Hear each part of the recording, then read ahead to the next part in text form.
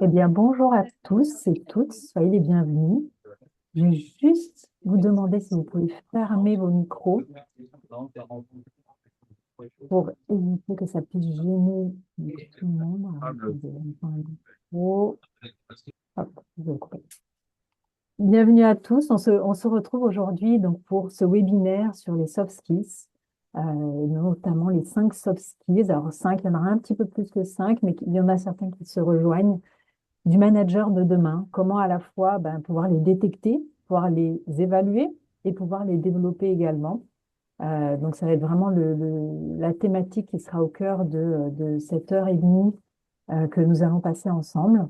L'idée, c'est de pouvoir vous transmettre un maximum d'éléments, de pouvoir aussi ouvrir le débat. Donc ce ne sera pas uniquement du descendant, mais il y aura plusieurs moments où je vais aussi solliciter un petit peu vos retours d'expérience, votre vision, les idées que vous pouvez avoir aussi sur ces sujets, pour que ce soit participatif et que ça enrichisse du coup le webinaire. Euh, N'hésitez pas à partager. Alors, dans le chat, je vais le garder ouvert tout au long des échanges. Comme ça, si vous avez des questions, n'hésitez surtout pas à les partager dans le chat. Ça me permettra de pouvoir y répondre aussi. Ou si vous avez envie de partager, de lever la main et puis donc du coup de pouvoir ouvrir votre micro et partager, ou poser vos questions. N'hésitez pas.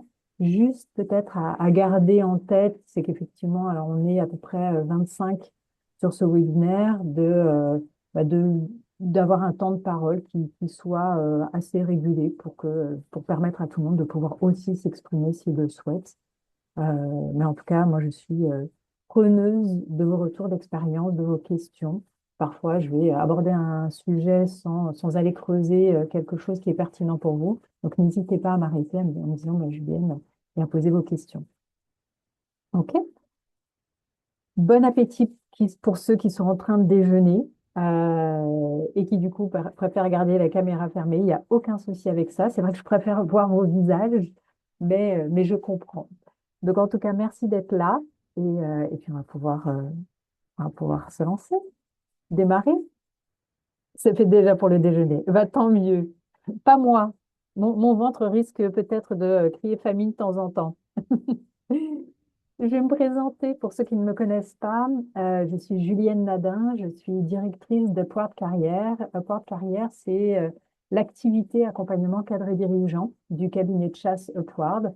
Upward est un cabinet de chasse qui a été créé en 2012-2013, qui est réparti en fonction d'expertise métier, euh, tout secteur d'activité confondu, plutôt sur des postes de middle ou top management. Donc, il y a une cinquantaine aujourd'hui même de consultants dédiés vraiment à cette activité de recrutement. Cabinet de chasse, cabinet par approche directe, recrutement par approche directe. Et donc, l'année dernière, le fondateur de Pward a souhaité développer une nouvelle branche, accompagnement cadre et dirigeant, sur des sujets à la fois d'évolution professionnelle, de mobilité, de transition professionnelle, de reconversion, d'expatriation, des sujets soft skills, des sujets un peu de développement personnel aussi et professionnel. Et donc, c'est comme ça que j'ai développé Upward Carrière. Aujourd'hui, j'ai la chance d'être accompagnée par 11 coachs, tous ayant eu une première vie professionnelle en entreprise et qui ont fait une reconversion dans le domaine du coaching par une solide formation et qui maintenant sont actifs en tant que coach, plutôt sur des profils cadres et dirigeants. Voilà un petit peu l'activité. Donc, je travaille avec des activités de coaching, de bilan de compétences et d'outplacement. On a aussi développé l'année dernière, alors il est encore en pleine évolution et normalement dans les jours à venir, il sera encore complètement, on va dire, réagencé. C'est un site web, upward-carrière.fr. Vous avez sur ce site web plus d'une centaine de ressources, de guides, de templates, d'études, de conseils pour la transition professionnelle, pour le développement des soft skills. Il y a aussi une quinzaine de vidéos que j'ai tournées vraiment spécifiquement pour chaque étape d'une transition professionnelle, pour le développement aussi des soft skills. Donc, n'hésitez pas à les regarder. Tout ça, c'est vraiment un accès libre. Vous avez aussi l'agenda de tous les webinaires que j'anime. Et puis, ben, j'essaye de mettre aussi sur l'agenda des événements, les salons, les événements professionnels qui peuvent être intéressants pour vous lorsque vous êtes dans une démarche de développement de votre employabilité, de recherche d'emploi, de transition professionnelle, de réflexion en tout cas sur votre carrière. Et donc pouvoir les mettre aussi sur ce site web. Donc ça va évoluer là vraiment, comme je vous disais, dans les jours à venir. Je pense que avant la fin mars, on annoncera donc le lancement enfin le lancement, la refonte de ce site web, mais qui est déjà plutôt bien enrichi. Donc n'hésitez pas à les regarder. Voilà. Programme pour aujourd'hui. On rentre dans le vif du sujet. Effectivement, bah, on nous parle de soft skills, mais pourquoi est-ce qu'elles deviennent stratégiques? Alors, je trouve que même le mot devenir, c'est pourquoi est-ce qu'on s'en rend compte à quel point elles sont stratégiques? Parce que devenir, je pense qu'elles le sont depuis déjà très longtemps. C'est un terme qui est arrivé il y a que quelques années, en tout cas qui a posé sur ce type de capacité de comportement, de compétences transférables. Mais en tout cas, pourquoi est-ce que aujourd'hui c'est essentiel et c'est stratégique de prendre en compte ces soft skills dans son quotidien, que l'on soit en tant qu'individu, professionnel, en tant que manager, en tant que dirigeant d'entreprise. Quels sont le top 5 quel est le top 5 des soft skills pour demain? Et je dirais avant tout pour aujourd'hui, parce que quand on se rend compte à quel point ça prend du temps de développer ces soft skills, ben, il faut capitaliser dès aujourd'hui pour pouvoir effectivement arriver à un certain niveau de maîtrise, de développement de certaines soft skills d'ici quelques mois, quelques années. Autre élément, comment les développer? Quels sont les atouts, les techniques, les méthodes pour pouvoir développer concrètement ces soft skills? Et puis enfin, comment est-ce qu'on les inclut dans des critères de management de la performance? Petite question pour vous. Si vous deviez citer justement une compétence qui ferait la différence chez les managers dans 5 ans, laquelle serait-ce? Vous pouvez me mettre dans le chat.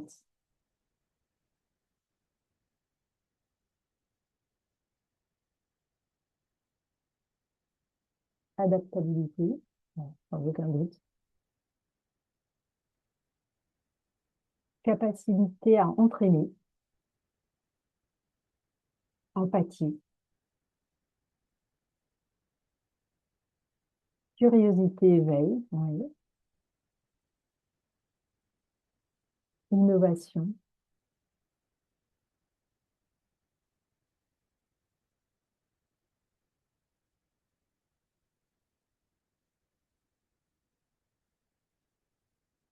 esprit d'équipe, tout à fait.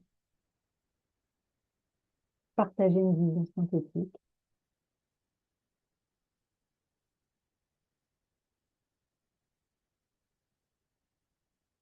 solidarité. Et en ce moment, c'est un mot qui résonne particulièrement. Mais oui. Ok, ok. Ben, on garde ça. Écouter et faire adhérer. Être patient, veille concurrentielle. Créer un environnement pour que l'équipe donne le maximum et se développe. Gérer la compétitivité, oui. Résilience et persévérance. Il y a pas mal effectivement, là, il y a pas mal d'éléments sur lesquels il y a nécessité de pouvoir capitaliser. Si on regarde un petit peu justement ce qui nous amène à ce sujet-là et le constat que l'on peut y faire, euh, on est aujourd'hui, et je le vois aussi au travers des opportunités, des missions qui sont demandées au niveau du cabinet de chasse, sur la fin d'un manager qui soit expert uniquement. Euh, les entreprises demandent de plus en plus des profils hybrides.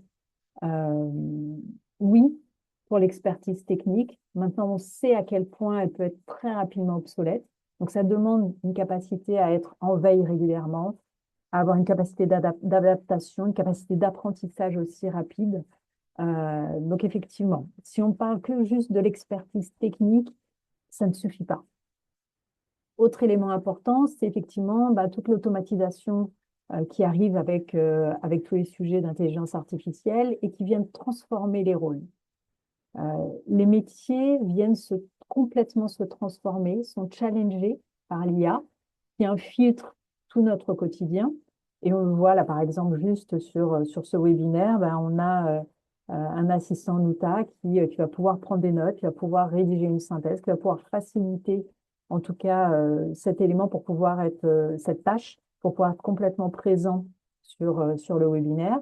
Donc, voilà, on a des outils qui nous permettent aujourd'hui, en tout cas, de faciliter et donc qui viennent transformer le rôle de chacun dans son entreprise grâce à cette automatisation. Donc, comment est-ce qu'on peut faire? Quelle est notre valeur ajoutée humaine qui va permettre de pouvoir utiliser et optimiser ce temps qui nous reste sur lequel on n'a pas besoin d'être en train d'accomplir certaines tâches. Autre chose, les équipes attendent du sens. Vous en avez parlé tout à l'heure, une vision sur la vision. Donc, les équipes attendent du sens, attendent de la clarté, attendent de la régulation aussi par rapport à certains climats, par rapport à certaines périodes de stress, certaines périodes plus tendues, certaines périodes où on a un manque de visibilité. Et donc, du coup, c'est comment est-ce qu'en tant que manager, je peux aller là aussi me positionner sur mettre davantage de sens, apporter davantage de clarté, être un régulateur aussi de l'énergie qu'il y a au sein de l'équipe, des émotions, du stress. La performance ne dépend plus seulement de ce que le manager sait, mais de la manière dont il va faire grandir l'équipe, la manière dont il va embarquer l'équipe, la manière dont il va euh, euh, accompagner chacun et être au service de chacun pour que chacun puisse aussi évoluer au sein de l'équipe et atteindre les objectifs. Un deuxième élément, c'est effectivement, et qui concomitant à ça, c'est un environnement qui est structurellement incertain. On le voit, il n'y a pas besoin de regarder l'actualité tous les jours pour se rendre compte qu'effectivement, l'incertitude n'est plus un sujet qui est lié à une crise. L'incertitude, en fait, c'est notre quotidien. Les crises, ça devient notre quotidien de la plus petite à la plus grosse, mais ça devient notre quotidien. Et donc, cette capacité d'adaptation dont vous avez parlé aussi, elle est essentielle. Aujourd'hui, on a effectivement de plus en plus de transversalité dans les organisations, de travail hybride et de profils hybrides, d'organisation hybride, des transformations continues. On n'arrive pas avec une transformation à un moment donné et puis ensuite on peut se reposer et laisser le statu quo pendant plusieurs mois, plusieurs années. Non, on est en perpétuelle réflexion d'amélioration continue. Les attentes générationnelles qui sont aussi très fortes vis-à-vis de l'entreprise et une autre posture en termes de besoins qui est radicalement différente avec ce qu'on avait il y a encore quelques années sur les générations précédentes. Et donc, effectivement, les soft skills, elles deviennent un levier de résilience organisationnelle. Euh, on n'est pas juste sur la partie individu, mais on est aussi sur l'organisation elle-même. Donc, effectivement, fort de ces constats-là, on se rend compte à quel point c'est un sujet et c'est un véritable sujet sur lequel plus on va prendre conscience de son importance, de savoir les identifier, de savoir les évaluer, de savoir les faire progresser, plus on va être capable aussi, que ce soit à titre individuel, de pouvoir développer son employabilité et sa valeur ajoutée sur le marché, et à titre managérial, organisationnel, de pouvoir aussi travailler sur la rétention des équipes, de pouvoir travailler aussi sur le développement des équipes, de pouvoir travailler aussi sur une meilleure collaboration au sein des équipes. OK pour vous? Alors, on va pouvoir entrer directement dans notre première partie. Donc, pourquoi les soft skills deviennent stratégiques? J'en ai parlé à l'instant, effectivement, automatisation IA, des tâches techniques qui se standardisent. Ce qui reste de différenciant, ça va être notre capacité de jugement, d'interprétation, nos capacités relationnelles à créer du lien, à générer de la confiance, à influencer. Nos capacités d'adaptation aux situations aussi. Derrière, tout ce qui est lié à la complexité, à la transversalité, bah, fait que dans de nombreuses organisations, on voit des pyramides qui viennent s'aplatir avec moins de hiérarchie et plus de coordination horizontale, plus de management d'ailleurs, où il y a moins de responsabilités hiérarchiques, où on est plus davantage manager fonctionnel. Ceux qui travaillent dans la gestion de projet le connaissent bien. L'incertitude chronique et le fait de pouvoir être capable, en tant que manager, de pouvoir se stabiliser émotionnellement, mais de pouvoir aussi influencer sur la stabilité émotionnelle de l'équipe. Et donc, effectivement, les soft skills ne sont plus juste complémentaires, elles deviennent le cœur du leadership. Et là, je vous propose de pouvoir faire un mini-diagnostic vous concernant.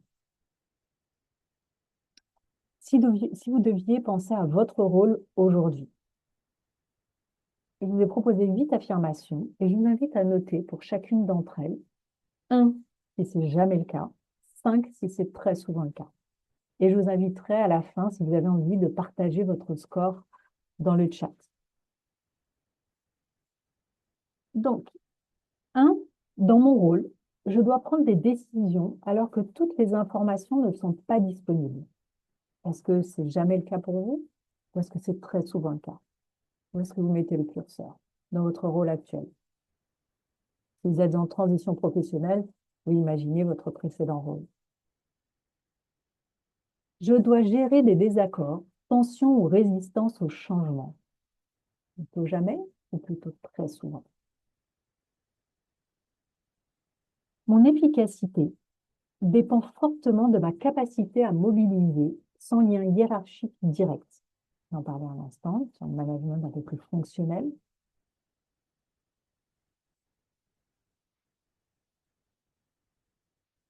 Je dois donner du sens à des décisions que je n'ai pas toujours prises moi-même. Parce qu'on est plutôt jamais, plutôt toujours. Je travaille dans un environnement où les priorités évoluent rapidement.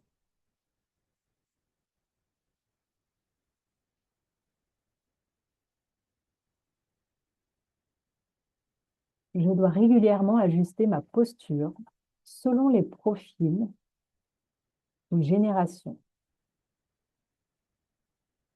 Quel score vous mettez entre 1 et 5? Mon équipe attend de moi de la clarté et de la stabilité dans un contexte incertain.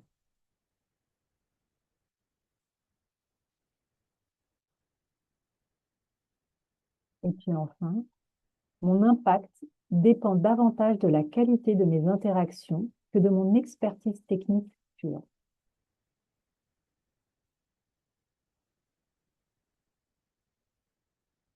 Alors, Quel est quel est votre total?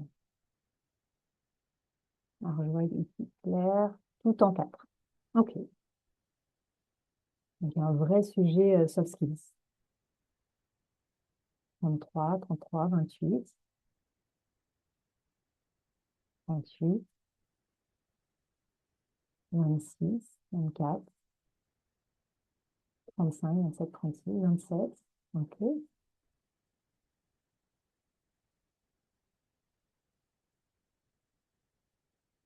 OK, 27, 28, 34, entre 3 et 4 avec un total de 28. OK. Quels sont, par rapport justement aux affirmations sur lesquelles vous avez des scores plutôt élevés, quels sont les soft skills qui semblent vraiment critiques chez vous, sur lesquels il y a une vraie nécessité?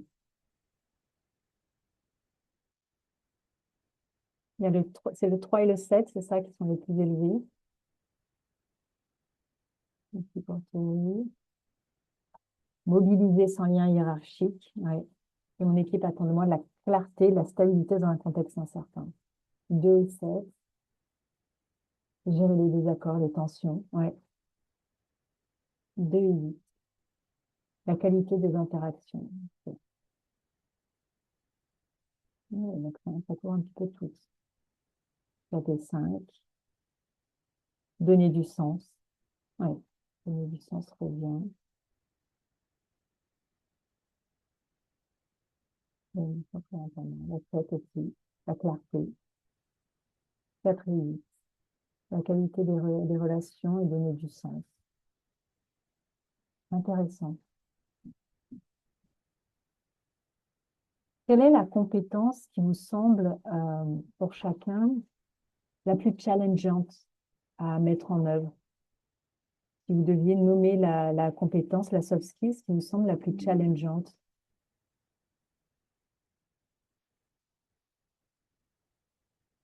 Ça va vous demander un effort ou c'est moins naturel? On va provoquer 4, 3, 4, donner du sens. Sur le donner du sens, j'ai animé il y a 15 jours un webinaire justement sur le sens. Et le replay est disponible sur le site internet si vous voulez aller regarder. Donner du sens, ouais. La 8, les interactions. La 2, gestion des conflits, des désaccords, les résistances au changement, ouais. Et le changement aujourd'hui, c'est un peu le quotidien de la majeure partie des entreprises. Ça a le sens aussi. Ok, intéressant. D'accord. Merci pour le partage. 2 aussi. Ok. Ben justement, alors là, on ne parle pas forcément de sens. Par contre, il est intrinsèque, notamment en fait à ces, je dirais, notamment à la 4 sur la vision et la clarté d'intention. On peut le mettre ici, le sens. Les cinq soft skills du manager de demain. Aujourd'hui, avec le constat qu'on en a fait, avec ce qui remonte également des différents sondages, enquêtes qui sont faites en interne dans les entreprises, qui est remonté par le World Economic Forum sur justement les compétences de demain. Euh, on peut, on va dire, répartir les soft skills du manager de demain avec l'intelligence émotionnelle. Ça, c'est pas une surprise. C'est une compétence qu'on voit de manière récurrente sur ces sujets-là. La communication et l'écoute active. L'écoute active dont on parlait beaucoup moins il y a quelques années. La capacité d'apprentissage et d'adaptabilité. Clairement, on nous voit exploser, on en parle de plus en plus. La vision et la clarté d'intention. Il n'y a pas forcément un ordre. Il n'y a pas forcément un ordre. Disons que ce sont des compétences qui, si vous les développez suffisamment, en fait, sont très complémentaires et vous permettent à la fois pour vous de développer votre employabilité, mais d'avoir aussi une capacité d'embarquer vos équipes qui est beaucoup plus impactante. Vision et clarté d'intention, le sens est derrière tout ça, et assertivité et régulation aussi. On va rentrer dans chacune d'entre elles pour que vous puissiez, pour que ça soit bien concret pour vous. Et n'hésitez pas à me poser des questions au fur et à mesure si vous en avez, bien sûr. Si on part sur l'intelligence émotionnelle. L'intelligence émotionnelle, ce que c'est la capacité à identifier ses propres émotions, à mettre des mots. Je me sens en colère, je me sens frustrée, je me sens triste, ou je me sens en joie, je me sens fière. Tout ça, ce sont des émotions. Et être capable d'y poser des mots, euh, c'est déjà un pilier important de l'intelligence émotionnelle. Le deuxième élément, c'est savoir réguler ses réactions, notamment sous pression par rapport à ses émotions. On ne peut pas agir sur l'émotion et l'émotion, elle a une vocation qui est celle d'annoncer quelque chose, hein. C'est un peu un panneau de signalisation, l'émotion. Et elle a une vocation aussi à être temporaire. Le problème de l'émotion, il est surtout lorsque la réaction suite à l'émotion est inadaptée, inappropriée, et lorsqu'on rumine tellement qu'on fait perdurer cette émotion dans le temps. Et donc, c'est comme ça qu'une semaine plus tard, 2 mois plus tard, on est en train encore de penser à pourquoi on s'est énervé en salle de réunion donc il y a un mois et on a un peu tout envoyé balader. Et on continue à y penser et à chaque fois qu'on continue à y penser, ben, l'émotion est réactivée. Donc, c'est savoir réguler ses réactions sous pression. C'est aussi comprendre les dynamiques émotionnelles d'équipe, l'intelligence émotionnelle. C'est pas que soi versus soi, c'est aussi soi vis-à-vis des autres et ce qui est en train de se jouer chez les autres aussi. nos interlocuteurs en termes d'émotion. Et notre interlocuteur, soit individuel, soit de ce qui se joue au sein d'une équipe. Et puis enfin, c'est être capable d'adapter sa posture par rapport à l'émotion, par rapport à la situation et par rapport à l'objectif visé. Donc, l'intelligence émotionnelle, c'est pas être sensible au sens commun du terme. C'est savoir ne pas laisser l'émotion piloter ses décisions. C'est savoir ne pas se laisser submerger par l'émotion sans être au contrôle de ce qu'on a véritablement envie, de la manière dont on a envie d'agir. Pourquoi est-ce que c'est stratégique de développer l'intelligence émotionnelle? Parce que plus les environnements sont instables, plus il y a activation émotionnelle accrue, plus il y a des risques de débordement émotionnel. Et donc, plus on est débordé émotionnellement, moins on est rationnel. Et d'ailleurs, si vous avez des équipes qui ont des surcharges émotionnelles importantes à des moments donnés, si vous allez leur parler avec un discours rationnel, elles ne vous entendront pas. Il faut d'abord connecter d'un point de vue émotionnel, c'est comprendre l'émotion. Vous parliez tout à l'heure, il y avait le terme empathie, pour ensuite amener la personne à pouvoir se raisonner, à pouvoir avoir une vision avec plus de discernement. Pourquoi c'est stratégique aussi? Parce que les équipes attendent de la stabilité et de la lisibilité, d'autant plus dans cet environnement qui est incertain et où la crise devient perpétuelle et constante. Les managers sont des amplificateurs émotionnels. C'est-à-dire qu'en tant que manager, vous avez aussi une posture de hiérarchique, une posture avec une influence. Donc, votre manière de gérer les émotions, de gérer votre propre intelligence émotionnelle va amplifier, va impacter les équipes de manière amplifiée. C'est-à-dire que s'il y a une situation un peu de stress et que le manager reste très calme et apporte de la sérénité, ça va pouvoir se diffuser beaucoup plus intensément au sein de l'équipe. Et de la même manière, si le manager est extrêmement stressé, extrêmement anxieux, ben, ça va avoir un effet contagion avec un impact beaucoup plus important. Donc, le climat de l'équipe dépend fortement de la régulation des émotions du manager. On a une responsabilité. Et d'ailleurs, c'est intéressant parce que on parle euh, on parle d'impact sur on parle d'impact écologique, carbone, mais on parle très peu d'impact sur les émotions. Or, les émotions, euh, c'est plus contagieux qu'un virus. C'est-à-dire que lorsque vous êtes en train de travailler avec des équipes, que vous êtes dans une pièce avec une personne, avec votre famille ou autre, vos émotions seront très facilement perçues par votre entourage et seront de manière très inconsciente. Et donc, du coup, cette contagion émotionnelle peut embarquer comme ça toute une équipe, peut embarquer votre interlocuteur et va venir amplifier ce qui est ressenti. Donc, c'est important de pouvoir se dire, voilà, en tant qu'individu, quelle est ma responsabilité dans cette contagion émotionnelle? Et c'est une question, je travaillais avec un dirigeant il y a quelques mois sur justement la gestion du stress, la gestion des émotions, sur l'anxiété et sur l'impact vis-à-vis des équipes. Et on a beaucoup travaillé ce sujet de responsabilisation. Euh, quel, euh, quel impact j'ai eu aujourd'hui sur mon équipe par rapport à mes propres émotions? Parce que j'en suis aussi responsable. Et je suis responsable de ce que de qui je vais contaminer avec mes émotions. Ça ne veut pas dire qu'il faut se couper de ses émotions, mais ça veut juste dire être capable déjà de percevoir, identifier ses émotions. Et parfois, c'est peut-être pas le bon moment lorsque vous êtes ultra stressé, ultra anxieux ou en colère, ben, d'entamer un entretien d'évaluation annuelle avec l'un de vos collaborateurs à ce moment-là. Ben, parfois, c'est être capable de se dire, ben là, je suis très en colère, là, ça va pas, je suis pas dans le bon mood qu'il faudrait pour... Et ce collaborateur n'a rien à voir avec ce que je suis en train de ressortir, mais peut-être que à ce moment-là, le décalé d'une journée, de quelques heures, de 2 journées, ben, c'est peut-être mieux pour l'envisager. C'est aussi ça, être responsable. En entretien de recrutement, on m'a dit d'être plus indifférente vis-à-vis de mon équipe. Euh,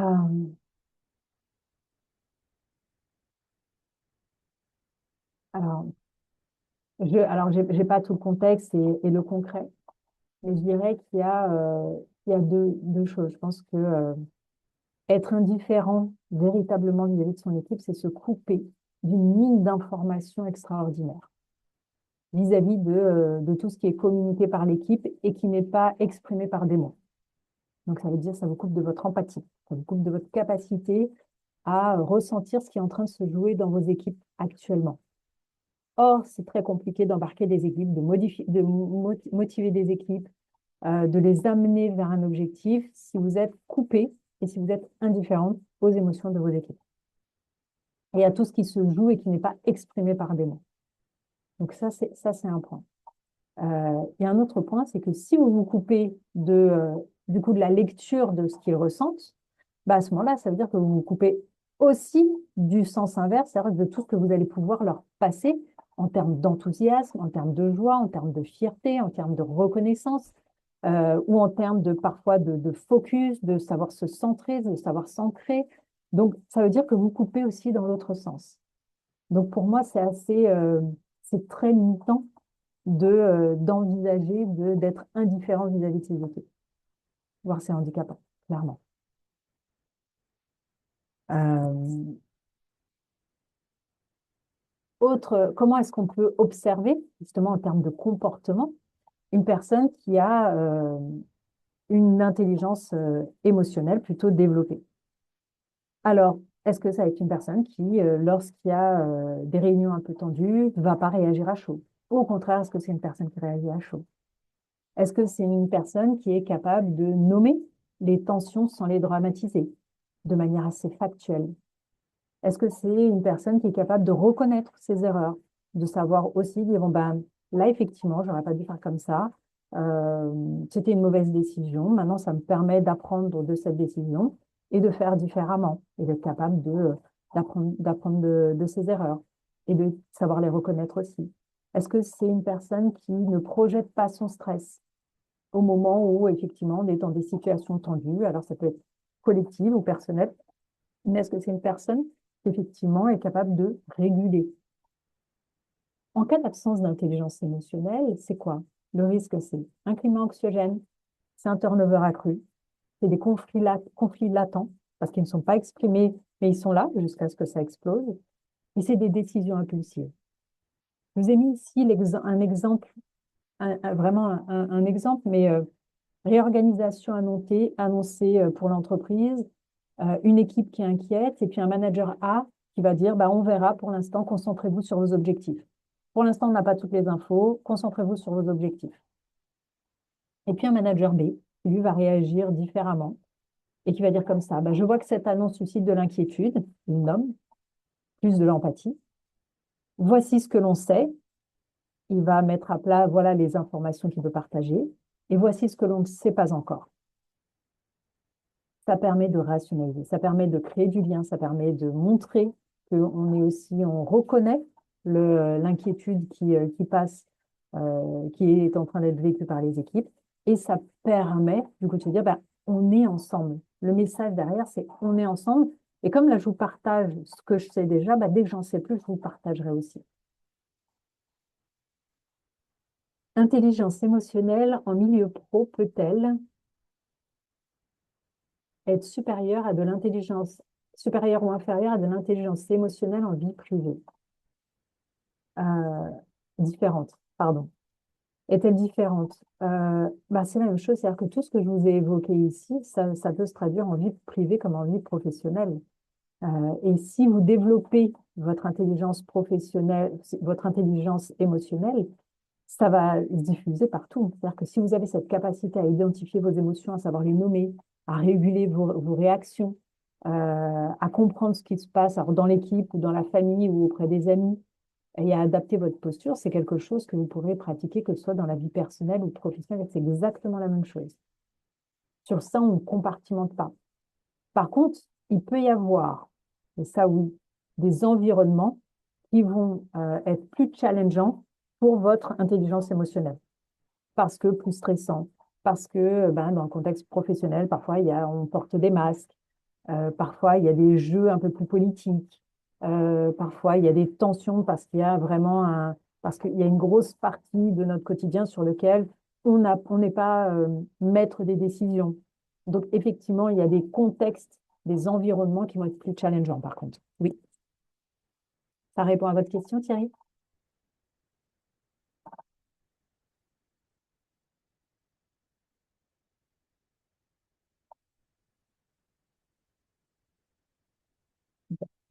On a vu l'intelligence émotionnelle. Je propose de voir maintenant, hop, si vous avez bien- la communication et l'écoute active. Communication et écoute active, c'est quoi? C'est être capable de clarifier sans complexifier, être capable de reformuler, être capable d'adapter son message à son interlocuteur, aux enjeux, au contexte, et d'être capable d'écouter sans interrompre ni interpréter. Ça, c'est pas ce qu'on nous enseigne à l'école. C'est pas ce qu'on nous enseigne dans notre quotidien. On n'est pas forcément, tout comme l'intelligence émotionnelle, hein, d'ailleurs. Euh, pour avoir vécu au Brésil, mon fils à l'école, au collège, avait des cours d'intelligence émotionnelle en sixième.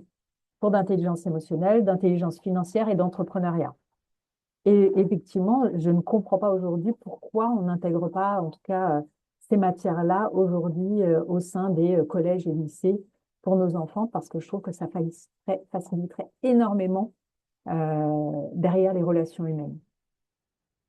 Ça me permet de mieux se connaître. Pareil sur la communication et l'écoute active. Et si les bons points qui étaient donnés en classe ou les bonnes notes qui étaient données en classe incluaient aussi, bah, du coup, ces soft skills-là, ça permettrait à chacun aussi de travailler dessus dès le plus jeune âge. Je ferme la parenthèse. Pourquoi c'est stratégique, la communication et l'écoute active? Parce que dans un monde qui est de plus en plus transversal, de plus en plus hybride, un malentendu, ça coûte très cher.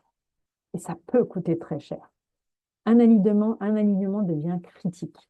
La clarté réduit l'anxiété. Plus vous allez apporter des éléments avec de la clarté, avec des précisions, plus les personnes que vous accompagnez, que vous managez, vont avoir cette visibilité qui leur donne de la réassurance, de la confiance. Donc ça, c'est vraiment être capable de communiquer, et on le voit hein, lorsque j'accompagne moi, des entreprises sur des sujets d'accompagnement du changement, lorsqu'il y a eu des rachats, des fusions, lorsqu'il y a des cessions, lorsqu'il y a des fonds qui sont levés et autres. Comment est-ce qu'on accompagne justement les comités de direction, les équipes au sein des entreprises sur toute la communication, la stratégie de communication et d'écoute? C'est essentiel. Or, le changement, bah, c'est tout le temps. Les comportements observables sur cette compétence-là, sur ces compétences-là, c'est la capacité à reformuler avant de répondre. Donc, si je comprends bien, tu me demandes si j'ai bien échangé avec tel client sur tel projet et que du coup, il est OK pour partir avec nous. OK. Ça permet juste, lorsqu'on fait ça, lorsqu'on reformule, alors ne pas le faire à chaque phrase de votre interlocuteur, mais sur des sujets qui prêtent à confusion, à interprétation, ça permet de clarifier plutôt que de partir ensuite dans un comportement, une décision, une attitude qui finalement sera à côté de ce qui était envisagé par votre interlocuteur. Donc ça permet de clarifier et d'éviter les quiproquos. C'est clarifier les attentes aussi.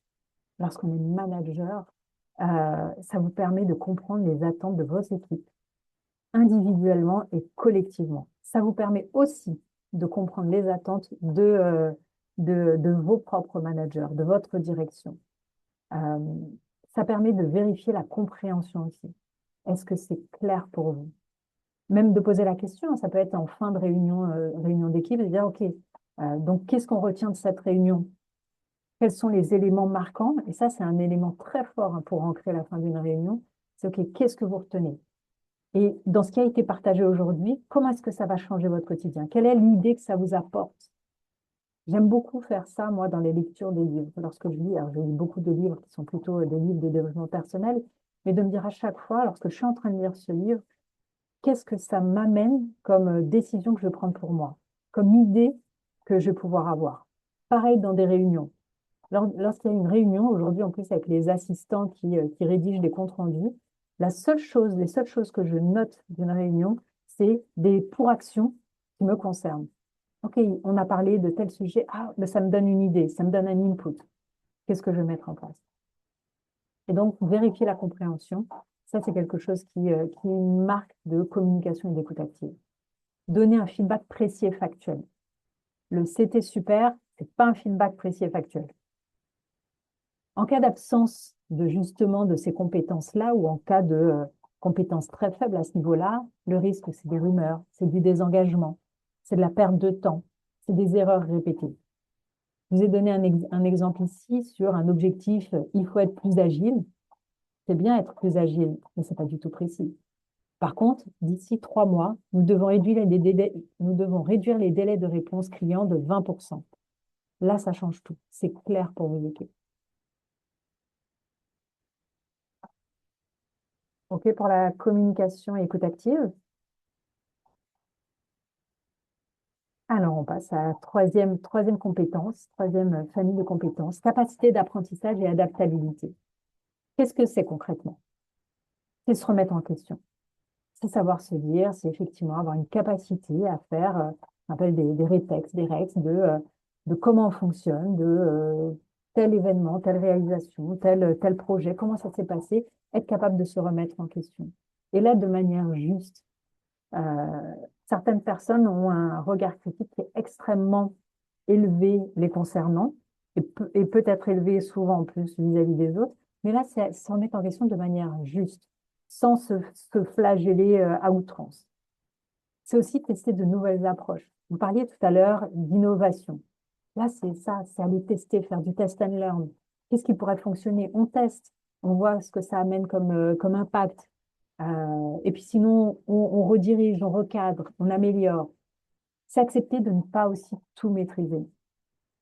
Ce dirigeant que j'accompagnais sur la gestion du stress, des émotions, de l'anxiété, c'est quelqu'un qui avait à cœur d'être parfait, qui avait un driver soit parfait, qui était extrêmement fort et qui avait un besoin de contrôle de tout. Et donc, en fait, il arrivait à un moment où, en fait, il devait vraiment évoluer sur un poste avec beaucoup plus de stratégie, beaucoup plus de hauteur, beaucoup plus de vision, beaucoup plus de travail sur le fait d'embarquer les équipes,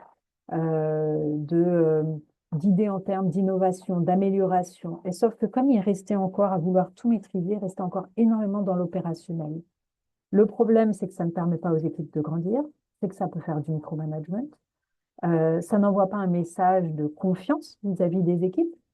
Ça leur permet pas d'avoir un terrain de jeu pour pouvoir elles aussi se développer. Et puis surtout lui, c'est-à-dire qu'il n'est pas aux attendus de sa direction générale en termes de vision, en termes de hauteur, en termes de stratégie vis-à-vis du service.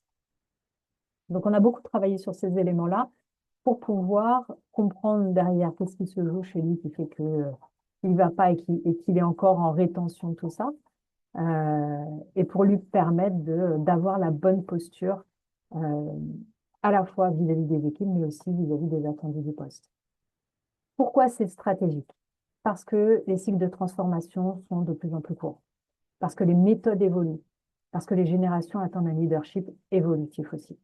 Donc, plus on va être dans cet automatisme d'apprentissage, d'adaptabilité, plus on va favoriser aussi le fait de demander du feedback, de changer d'avis face à des nouvelles données et d'être flexible sur ça, de tester, d'ajuster quand c'est nécessaire et de ne pas s'accrocher à ce qui marchait avant ou on a toujours fait ça.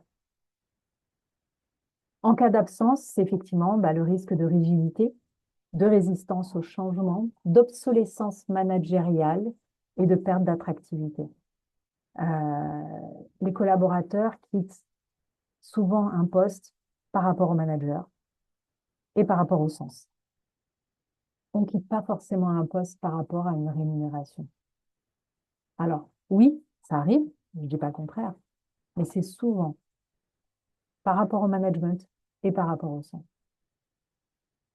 Effectivement, un manager rigide, ça peut être un manager qui dit, on a toujours fait comme ça, donc on va continuer à faire ça. Un manager qui est un peu plus adaptable, qui a cette flexibilité, ça peut être, essayons ce format pendant un mois et voyons les résultats que ça va apporter et ajustons si nécessaire. Ça fait sens pour vous?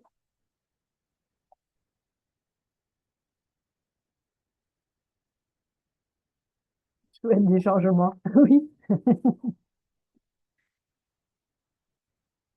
N'y a-t-il pas un enjeu générationnel sur cet aspect? Euh, oui, je pense que, et sur tous ces aspects en fait de soft skills, je pense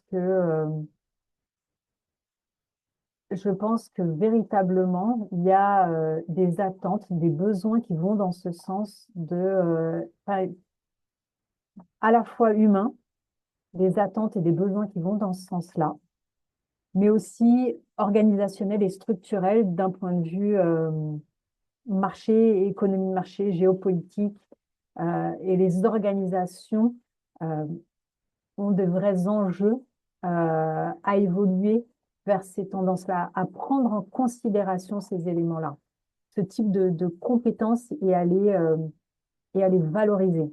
Plus elles seront valorisées, plus ça amènera aussi une attractivité, une rétention, une motivation, de la performance, parce que si on se sent bien en entreprise, bah, forcément, on va donner le meilleur de soi-même et puis on aura de meilleurs résultats aussi.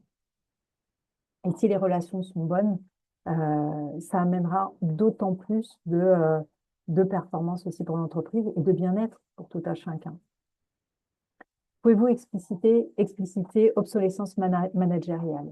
L'obsolescence managériale, c'est la manière de manager d'avant, où effectivement, ben, on est sur du micromanagement, où on ne fait pas forcément confiance, où on n'est pas du tout flexible, où le présentéisme et les horaires de travail ont plus de poids que les résultats obtenus par les salariés, où il y a des strates de contrôle parfois trop nombreuses. Donc c'est un petit peu ça l'obsolescence managériale. C'est appliquer le management tel qu'il était défini il y a encore quelques décennies et tel qu'il existe encore dans de nombreuses entreprises, mais tel qu'il n'est plus du tout souhaité par une grosse majorité de collaborateurs, et d'autant plus avec les nouvelles générations. Donc le risque, c'est qu'effectivement, lorsque ben, on manage comme à l'ancienne, bah, d'avoir des collaborateurs qui soit ne viennent pas pour travailler avec vous parce qu'ils savent et que votre réputation managériale parle déjà, soit vous n'arrivez pas à les garder. Euh, donc voilà, c'est dans ce sens-là l'obsolescence managériale. Et donc c'est ne pas développer toutes ces compétences que nous sommes en train de lister là aujourd'hui. On n'attend pas forcément d'un manager qu'il en sache plus que nous sur les sujets techniques. Par contre, un manager qui nous propose qui nous donne le terreau fertile pour qu'on puisse grandir, qu'on puisse apprendre, qu'on puisse explorer, que l'on puisse innover, que l'on puisse se développer, que l'on puisse avoir de belles relations, que l'on puisse au travail, que l'on puisse développer notre confiance en soi, que l'on puisse se sentir utile. Tout ça, sont d'autres compétences qui sont de plus en plus attendues par les collaborateurs vis-à-vis des managers. Aujourd'hui, dans les personnes que j'accompagne en transition professionnelle, j'ai des personnes qui, dans leur top 5 critères, qui n'étaient pas le cas du tout il y a encore 5 ans, euh, un manager qui va être un manager inspirant. Ça devient un vrai critère dans le choix du prochain projet professionnel. Attente homme-femme, est-ce qu'il y a des différences? Spontanément, je pourrais dire oui, mais je pense qu'il y a des différences. Alors, j'ai pas poussé des enquêtes ou lu des sujets à ce niveau-là. Je dirais que oui, mais n'ayant pas plus d'éléments, je ne peux pas plus approfondir et mieux répondre, Clotilde, à votre question. Euh, je dirais qu'il y a des éléments générationnels, il y a des éléments de moment de vie aussi, des attentes qui sont liées au moment de vie.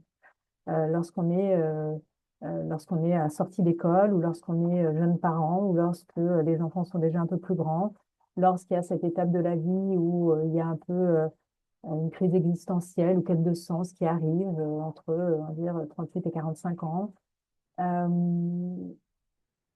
lorsque les enfants sont grands et qu'ils ne sont plus à la maison, enfin voilà, lorsqu'on part en expatriation. Donc, il y a plusieurs moments de vie qui peuvent amener en tout cas des attentes assez différentes. Homme ou femme, je dirais que ça va dépendre peut-être de son besoin intrinsèque. Je ne saurais pas vous apporter plus d'éléments. J'ai pas plus d'éléments tangibles à ce niveau-là. Comment apporte-t-on de la flexibilité? Vous citez horaire, télétravail, quand l'entreprise impose un cadre rigide.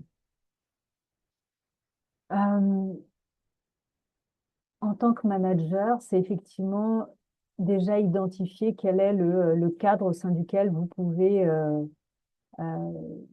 jouer ou vous pouvez proposer à vos équipes effectivement de jouer un peu avec leurs cartes et d'avoir cet espace, ce terrain de jeu qui est propice. Donc connaître effectivement les limites là où l'entreprise est rigide et dans ce cadre rigide, ben, qu'est-ce qu'il est possible de faire? Parfois, ça peut être des suggestions d'évolution du poste. Ça peut être des suggestions de projets transverses. Ça peut être des suggestions d'un événement, d'un salon, d'une conférence qui peut être intéressante. Ça peut être de la formation. Ça peut être d'être ambassadeur sur un sujet en particulier lié à l'entreprise, à un nouveau projet, à un nouvel outil qui est proposé par l'entreprise.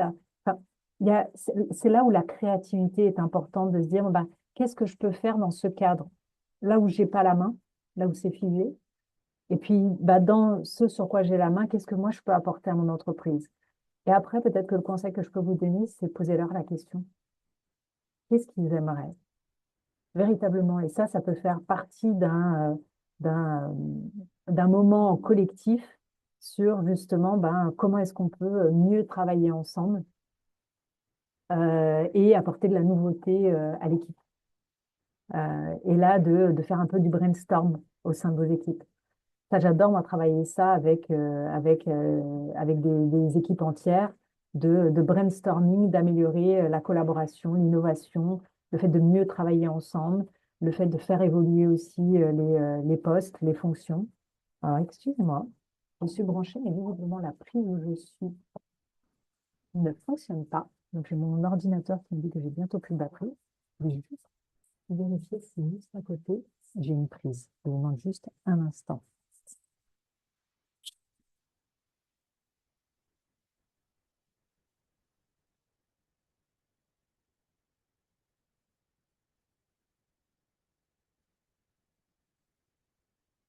Nous nous adaptons, exactement. Moi aussi, je m'adapte. Je vais la débrancher.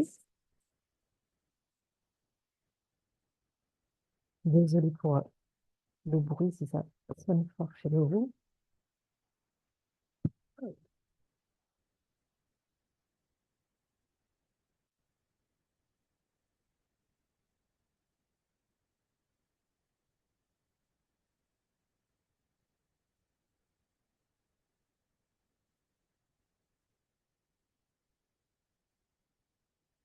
Ça devrait fonctionner. Est-ce que vous m'entendez? Oui, super. Donc voilà sur la capacité effectivement d'apprentissage et d'adaptabilité. C'est de parler pas trop fort parce que du coup, je suis dans un couloir. Ensuite, on a effectivement la vision et la clarté d'intention. On parlait de sens tout à l'heure. Là, clairement, c'est quoi? C'est donner du sens, c'est expliquer le pourquoi d'ailleurs en un seul mot et le pourquoi en deux mots. C'est maintenir le cap, c'est prioriser. Pourquoi c'est stratégique? Parce que l'incertitude génère du flou. Et le flou génère quoi? Du stress, de la tension.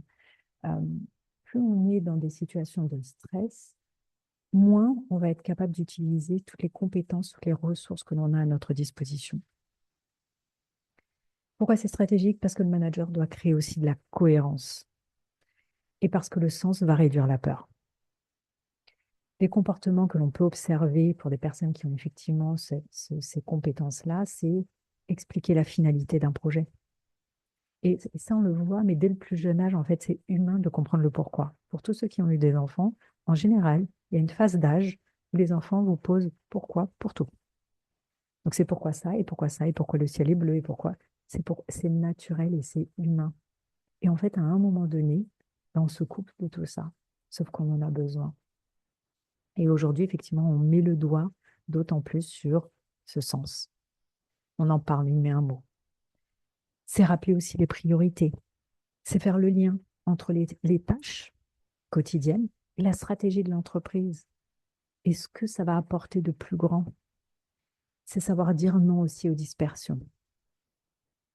En cas d'absence de vision et de clarté d'intention, c'est du désengagement, la dispersion, la fatigue.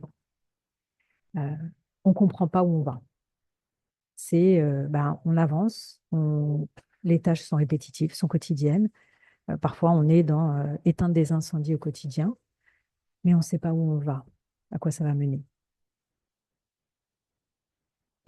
Oui, manager et parents, même combat. Oui, il y a des passerelles, il y a des parallèles, en effet. En effet. Et en fait, on traite avec l'humain. On traite avec l'humain et donc avec la complexité que ça amène aussi. Et donc, effectivement, bah, sans vision, il faut le faire. Avec de la vision, ce projet va repositionner notre offre sur le marché X, par exemple, et va nous permettre d'apporter ça, ça et ça. Ça fait la différence. Quand il y a trop de changements de direction à 90 degrés, ne faut-il pas avoir une réserve prudente? Euh, alors, votre question est dans l'absolu. Je n'ai pas tout le contexte pour pouvoir y répondre. Par contre, oui, effectivement, l'être humain a une capacité naturelle au changement. Tous les êtres humains n'ont pas le même rapport au changement. Et il y a des personnes pour qui le changement est stimulant et plutôt vécu comme un défi. Il y a des personnes pour qui le changement est vécu comme une peur. Donc, ça veut dire aussi être capable de mesurer au sein de son équipe, euh, est-ce qu'il y a des étapes intermédiaires à envisager dans ce changement.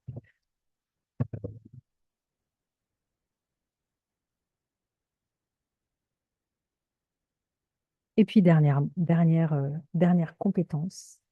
Oui, Olivier, vous avez levé la main.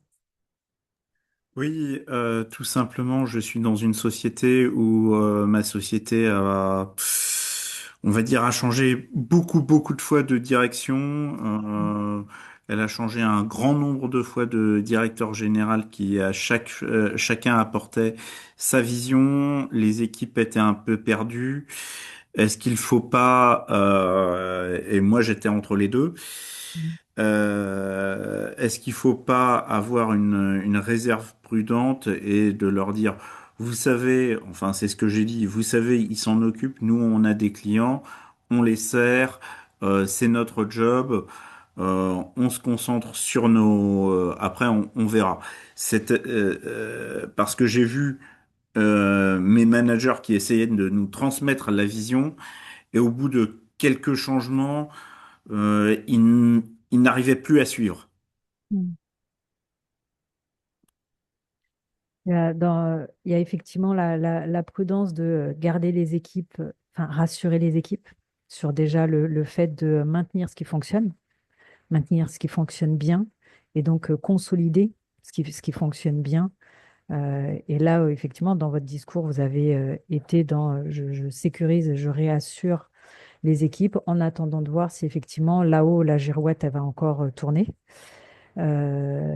Plutôt que de changer à chaque mouvement là-haut. C'est c'est- c'est un, c'est un, c'est un rôle qui n'est pas évident parce qu'effectivement, vous êtes pris en étau par des changements de direction. Donc, on attend à ce que vous décliniez tout ce qui est demandé automatiquement auprès de vos équipes et en même temps de maintenir vos équipes motivées, avec du sens, enfin, rassurées dans un climat qui est incertain et qui est hyper fluctuant. Euh, donc, effectivement, c'est savoir où positionner le curseur en tant que manager intermédiaire, hein, de qu'est-ce que je transmets comme information à mes équipes, sur quoi je fais faire des évolutions, et puis sur quoi on reste en consolidation de ce qui fonctionne déjà bien, en attendant de voir effectivement si ça ne va pas rechanger d'ici quelques semaines ou quelques mois. Mais c'est effectivement très délicat à ce moment-là de savoir où vous placez le curseur, vous. Oui, Entre- malheureusement. je prends conscience. Merci. Merci à vous. Et puis enfin, les compétences d'assertivité et de régulation, c'est savoir dire non avec respect, Voilà, alors on peut l'utiliser, Olivier. Parfois, effectivement, de dire, bah, écoutez, là, les équipes, on les a déjà peut-être trop mouvementées, on a déjà modifié le cap trop de fois. Donc là, on va consolider ce qui fonctionne bien. On, Là, tout de suite maintenant, effectivement, c'est peut-être pas le moment, mais peut-être que on va attendre déjà que ça soit consolidé pour ensuite faire évoluer à nouveau. Parfois, c'est important de le faire par palier aussi, plutôt que de tout modifier d'un seul coup. C'est être capable de poser un cadre aussi, être capable aussi de gérer les conflits et de protéger les priorités. C'est pas de l'autoritarisme hein, d'ailleurs, de l'assertivité. Hein. C'est plutôt une fermeté claire et respectueuse. Et lorsqu'on arrive à le faire, on arrive à du coup à ne pas se laisser non plus happer, déborder et de rester avec une certaine maîtrise aussi des situations. Pourquoi c'est stratégique? Parce qu'effectivement, pression accrue, multiplication des demandes, des frontières qui sont de plus en plus floues. Et le rôle du manager, c'est aussi de préserver l'énergie collective. Donc, oui, comment est-ce que ça peut s'observer en termes concrets? C'est être capable de poser des limites claires. C'est aussi gérer les désaccords directement. Et ça arrive. Et on peut parfois arriver au bout d'une discussion en disant, bah, on est d'accord sur le fait qu'on n'est pas d'accord. Et parfois, c'est OK. Et puis parfois, bah, il y a une personne sur les deux qui doit prendre une décision aussi. C'est être capable aussi de recadrer, parfois sans humilier, de faire en one-to-one, lorsqu'il y a des vrais sujets à partager, des sujets sur lesquels on sait qu'il y aura une conversation qui ne sera pas agréable. C'est assumer des décisions parfois qui sont aussi impopulaires. Ça fait partie aussi du rôle du manager. Parce qu'en cas d'absence, bah, c'est le risque de suradaptation et d'exploser en plein vol. Hein. C'est aussi bah, du coup de l'épuisement, de la perte d'autorité et de l'injustice perçue. Un manager évitant, ben, on va voir plus tard. Et puis, par rapport à un manager qui, à un moment donné, va être assertif, c'est OK. Il y a un écart entre l'objectif et le résultat. Parlons-en. Prenons le temps d'en parler. Ça va avec la gestion des émotions, ça va avec l'empathie, ça va avec aussi le fait d'être capable de pouvoir être assertif et être ferme tout en respectant l'individu que vous avez en face, l'adulte que vous avez en face. Voilà. Voilà pour les cinq compétences et cinq soft skills du manager de demain. Est-ce que vous avez des questions ici?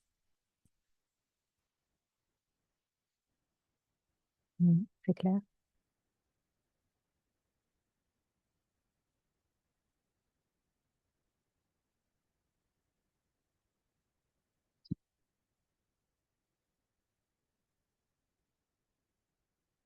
Comment est-ce qu'on les repère, ces compétences?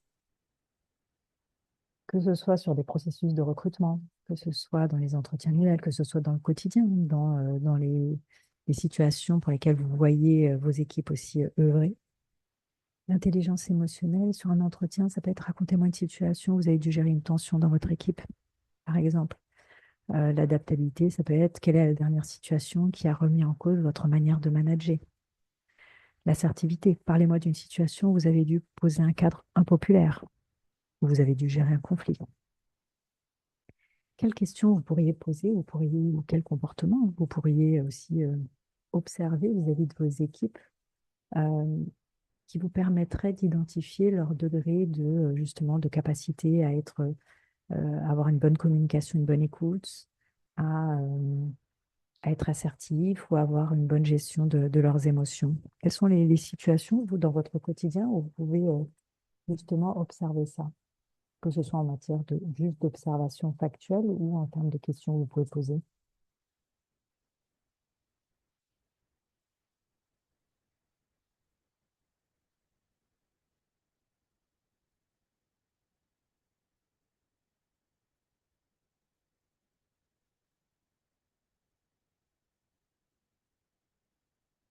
Comment un manager rigide peut-il prendre conscience du besoin de se faire aider car il dérape sans le reconnaître? Ma réponse va être claire. Hein. Personne ne peut se faire aider s'il n'en a pas inconscience et s'il n'est pas capable du coup de le reconnaître et d'admettre qu'il a besoin d'être aidé. que ça serait mieux s'il changeait de comportement. En tant que coach, je suis incapable d'aider qui que ce soit qui n'a pas conscience qu'il y a quelque chose à travailler et donc un besoin de changement et qui n'est pas OK pour le faire. C'est la première, je dirais que la première étape, c'est de lui faire prendre conscience des impacts, des impacts du comportement et de là où ça impacte négativement, même pour lui. Donc on peut partir du constat, déjà du constat de la réalité, pour en arriver à lui faire prendre conscience qu'il y a une source à ces conséquences-là, qu'il y a une cause, et peut-être l'aider à en prendre conscience. Ça peut être un premier point. Euh, mais après, il faut qu'il soit dans l'ouverture, effectivement, à être capable de se remettre en question et à le reconnaître. Parfois, euh, ce qui peut aider, ça peut être quelqu'un en effet miroir, une autre personne qui agit avec la même rigidité et pour lequel on peut échanger en observation de cet autre comportement, de cette autre personne. Et puis après, d'essayer de montrer qu'il y a des effets un peu miroirs. Mais il faut qu'elle ait déjà en ouverture d'esprit d'être capable d'admettre à se remettre en question. Une des compétences. Lui faire prendre conscience. Une réelle difficulté pour un collaborateur en ligne. Oui. Oui. euh, et alors là, j'irai encore plus loin pour l'aider à être dans l'ouverture. Il faut que la personne se sente en sécurité de pouvoir se mettre en vulnérabilité. C'est-à-dire que pour qu'un collaborateur accepte de parler de ce qui ne va pas dans son comportement et à mettre le doigt sur ses défauts, ce qu'il aurait amélioré, il faut qu'il se sente en sécurité et en confiance. Sinon, il ne le fera pas. Donc, il y a un premier travail en amont qui est d'abord de permettre un environnement de travail où le collaborateur se sent OK, en sécurité, pour montrer ses vulnérabilités. J'ai travaillé avec un dirigeant d'entreprise, d'une entreprise industrielle, sur le fait justement d'être capable mettre, de, de mettre en évidence ses propres vulnérabilités à lui. Et en fait, on avait vraiment travaillé sur ça parce que c'est quelqu'un de très exigeant et qui du coup, euh, avait autant d'exigences pour lui-même que pour les autres. Et en fait, on a travaillé sur le fait de s'autoriser à mettre en avant ses propres vulnérabilités. Et en faisant cela, juste en étant juste exemple, en montrant l'exemple, ben en fait, c'est comme s'il donnait l'autorisation aux équipes aussi de pouvoir ne pas être parfaite dans tout, de, de faire des erreurs, d'avoir des échecs, de ne pas être bon dans tout et d'avoir des vulnérabilités. Et ça a permis effectivement de créer un climat de sécurité et de confiance. Donc là, effectivement, dans les comportements que vous pouvez observer, il y a la capacité à écouter sans interrompre, la gestion des désaccords. Et ça, vous pouvez le voir dans les dynamiques collectives, notamment, ou dans les rendez-vous en one-to-one. La clarté du discours, la responsabilité émotionnelle aussi, lorsqu'il y a des fortes tensions, lorsqu'il y a des moments de stress. Donc, c'était comment est-ce que chacun réagit. Parfois, il y a des personnes qui ne se sentent tellement pas en sécurité, et encore une fois, hein, c'est une propre interprétation parfois hein, du contexte, que vous n'allez jamais percevoir qui elles sont vraiment. Elles sont toujours avec ce masque de protection, de survie dans une situation, dans un contexte donné. Mais ça ne veut pas dire que, ce que vous voyez de ces personnes-là, c'est véritablement leur personnalité. J'ai dû me reconnecter. Comment les évaluer vis-à-vis d'un potentiel employeur? Comment vous les évaluer? Vous voulez dire, par exemple, votre potentiel futur manager? C'est ça? Oui. Eh ben là, vous pouvez poser des questions. Là, si vous pouvez poser pas mal de questions. L'entretien de recrutement, c'est vraiment, on l'oublie trop souvent, un moment où c'est à double sens et où vous êtes aussi en évaluation du comportement de votre potentiel futur manager. Et donc de poser des questions. Ça peut être des questions sur euh, et vous, euh, comment fonctionnez-vous avec les membres de votre équipe? Lorsqu'il y a des tensions dans le groupe, comment gérez-vous ça? Euh, Lorsqu'il y a des erreurs qui sont commises ou des échecs, quelle attitude avez-vous vis-à-vis de ces situations-là?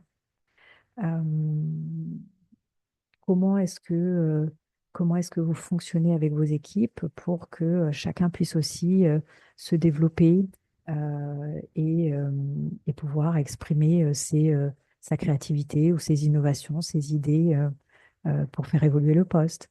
Donc là, vous pouvez aller chercher qu'est-ce qui est important pour vous. Et à partir de ce qui est important pour vous dans le manager avec lequel vous avez envie de travailler, d'identifier les questions qui vont vous donner les informations pour pouvoir identifier votre interlocuteur si c'est le bon ou pas. C'est un peu hors cadre, mais que pensez-vous des assessment tests pour évaluer les skills? C'est intéressant. En fait, dites-vous que les soft skills ne peuvent s'évaluer que par du comportement concret et observable. Donc, un assessment peut permettre ça. Je mets juste la nuance que tout le monde ne se sent pas à l'aise dans le fait d'être passé au crible, à l'évaluation. Donc, le conseil que moi, je peux donner auprès des recruteurs, c'est de toujours avoir aussi en tête que le comportement d'une personne dans un assessment ou dans un questionnaire d'évaluation, ça sera toujours un comportement qui sera un peu biaisé par le fait de se sentir jugé et donc pas forcément très naturel. Par contre, il y a des outils qui existent. Euh, Five Feedback a créé un outil qui permet de faire des évaluations en 360. Et ça, je trouve que c'est extraordinaire parce que véritablement, pour identifier les soft skills d'un individu, c'est faire de l'évaluation 360 avec des exemples très concrets, hein. Ça ne veut pas dire est-ce que cette personne est intelligente émotionnellement. Non, mais c'est donner des exemples de situations et comment est-ce qu'ils ont été, comment ils évaluent cette personne dans ce comportement-là. Et effectivement, Five Feedback fait ça euh, avec des évaluations faites par des pairs, par des anciens managers, par des personnes à niveau personnel, et à chaque fois pour des éléments très concrets qui permettent d'évaluer le comportement. Mais on n'a pas trop le choix en tant que candidat. Non. Pour passer les assessments, en effet. Le choix que vous avez, c'est de vous y préparer. C'est que si vous savez que vous avez un assessment, c'est de travailler véritablement la préparation des assessments. Chez Upward Carrière, moi, j'ai une coach qui est spécialiste sur les assessments et qui prépare du coup sur tous les processus de recrutement sur lequel il y a vraiment des gros assessments. Je pense à, par exemple, à Amazon ou sur des postes au niveau comité direction où il y a des gros enjeux et qui sont évalués par des assessments. Donc là, c'est de travailler en amont. C'est de le préparer, clairement, comme si vous y étiez. Je regarde l'heure, j'avance. Comment les développer? Ça va trop vite. Comment les développer? Et là, la formation ne suffit pas. Clairement, on ne développe pas ces soft skills par une formation théorique. Là, on va travailler en profondeur. Les soft skills, pour que ça puisse évoluer, ça prend du temps. C'est un comportement, c'est une capacité. Donc, c'est quelque chose qui est un peu de l'ordre du pilote automatique. Donc, pour que ça vienne évoluer, véritablement, il faut aller travailler en profondeur. Du coaching individuel, ça aide. Du co-développement, on travaille beaucoup. Ça, j'adore ça, faire ça dans les entreprises. Travailler sur du co-développement, on va aller travailler en profondeur. C'est vraiment une méthodologie qui permet d'apporter des éléments qui vont faire progresser. Le feedback 360, je vous en parlais à l'instant. Le co-développement, c'est une méthodologie qui permet à un groupe maximum, on va dire, de 12 personnes, allez, entre 8 et 12 personnes, d'arriver avec une problématique. Et il y a vraiment des étapes très claires. Donc, une personne vient avec une problématique et va s'adresser aux autres personnes comme si c'était des consultants, en disant, voilà ma problématique. Deuxième étape, tous les consultants vont poser plein de questions pour comprendre quels sont les enjeux, quel est le contexte, qu'est-ce qui a déjà été fait, qu'est-ce qui n'a pas été fait, qu'est-ce qui a fonctionné, pour comprendre vraiment, avoir tous les éléments. Troisième étape, donc la personne qui amène sa problématique va y répondre, donner plus d'informations, et ensuite chaque personne va venir avec des suggestions pour pouvoir progresser et s'améliorer. des conseils, des suggestions. Et puis à la fin, donc la personne qui est venue avec sa problématique va dire, bon, ben, moi, je retiens ça, et voilà ce que je vais mettre en place. Donc c'est vraiment c'est une méthodologie qui est puissante sur du travail collectif. Le feedback 360, il y a aussi la culture managériale. Et à un moment donné, on va pouvoir progresser parce que l'environnement favorise ça. Parce que l'environnement dans lequel on travaille, va favoriser le développement de ces compétences. Parce qu'on va avoir des personnes qui sont aussi des rôles modèles, qui vont valoriser ça. Et puis après, c'est aussi l'intégration de petits rituels que l'on peut mettre en place dans son quotidien. C'est les soft skills, elles se développent au quotidien. C'est vraiment des actions répétées qui vont permettre de pouvoir développer votre soft skills. Quel genre de rituel? Euh, Ça peut être un rituel, typiquement, un directeur avec lequel je travaille qui, pour chaque réunion de service, il n'y a ni ordinateur, ni téléphone, ni cahier. Chaque réunion de service, chacun est juste en présence. Et on vient en réunion. L'objectif de la réunion, c'est pouvoir partager des problématiques. Et à la fin de la réunion, c'est pouvoir ressortir avec le sac à dos plus léger parce qu'on a trouvé des solutions. Et donc, du coup, en rituel, c'était effectivement que chacun puisse prendre la parole. Personne ne coupe la parole, chacun partage. On s'écoute véritablement, on pose des questions et personne n'est distrait par l'ordinateur, par le téléphone, par des notes. Il y a un outil qui prend les notes et c'est très bien, mais on ressort de là en ayant vécu véritablement un moment d'échange, un moment où on est en présence et un moment où on sort avec des solutions. Voilà, ça peut être un rituel. Un autre rituel, ça peut être de demander des feedbacks à vos collaborateurs. Ça peut être un rituel aussi. Euh, Autre rituel, ça peut être d'évaluer d'intégrer dans les entretiens annuels le fait qu'on évalue aussi les soft skills avec des comportements. Alors attention, hein, parce que si vous mettez juste les soft skills, c'est pas concret. Il faut vraiment identifier ça veut dire quoi concrètement en termes de traduction, en termes de comportement. Voilà, ça vous donne des exemples?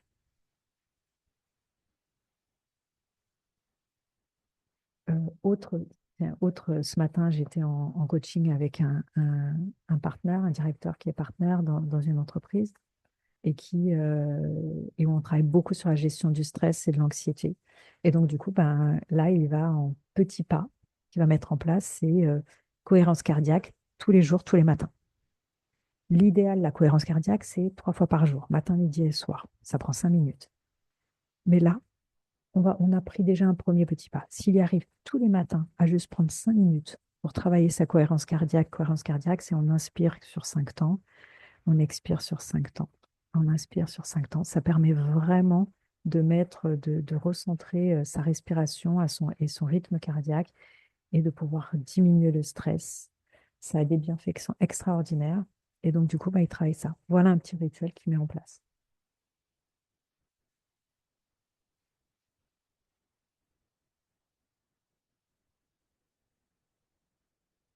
Et puis enfin, intégrer. Oui. Intégrer les soft skills dans la performance. Là, c'est vraiment ben, redéfinir des critères managériaux aussi. Le climat d'équipe, véritablement mettre ça ça peut être dans les évaluations que vous faites auprès de vos équipes, la qualité du feedback aussi que chacun apporte, l'engagement. Ça peut être des points qui vont venir être aussi évalués dans les entretiens annuels, qui sont aussi mis en avant dans les processus de recrutement.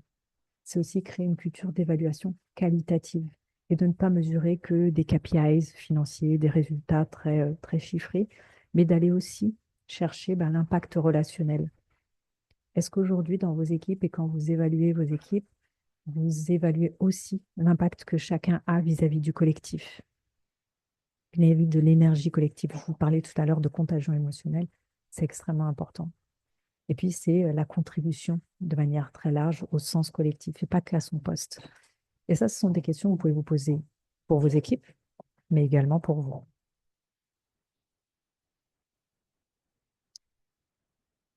Voilà, on arrive à la fin de ce webinaire. Et là, maintenant, j'aimerais vraiment vous laisser la parole pour savoir qu'est-ce que vous retenez. À partir de ces aimants-là, qu'est-ce que vous avez envie de mettre en place? en termes d'action, en termes de, ça peut être une façon d'exprimer les choses un peu différente, en termes de rituels que vous avez envie d'instaurer. Si vous deviez changer vraiment une seule chose dans la manière de manager ou d'évaluer vos équipes, ça serait quoi? Thierry, vous avez répondu, si vous m'entendez bien. Oui, Thierry, allez-y. Oui, vous avez répondu avec à une de mes principales préoccupations du moment, c'est que pour un équipier dans le déni, le mettre en sécurité. Et là, à aucun moment, je n'ai pensé à ça. Et franchement, je vais tenter la chose. Donc ça, vraiment, merci pour ça. Ouais, Et écoute, puis, ce que je voulais dire, c'est que j'ai bien aimé votre intervention. Parce qu'en fait, je me dis qu'il y a beaucoup de choses qu'à un moment ou à un autre, on pratique, on pense, mais qu'on oublie aussi très facilement. Et je me dis que d'avoir des séances comme celle qu'on a eues aujourd'hui, c'est très appréciable parce qu'on se dit, ah, flûte, il y a ça, allez, hop, faut que je m'y remette. Donc moi, une des principales actions que je vais faire, c'est quand je vais recevoir votre support, c'est le relire attentivement. bah, Voilà. écoutez, avec grand plaisir. Et n'hésitez pas si vous avez des questions. Hmm. Merci. Merci à vous. Les autres, avec quoi vous repartez?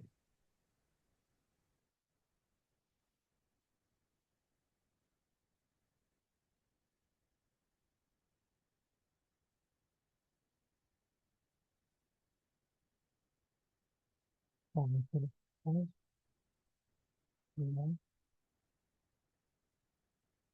avec quoi vous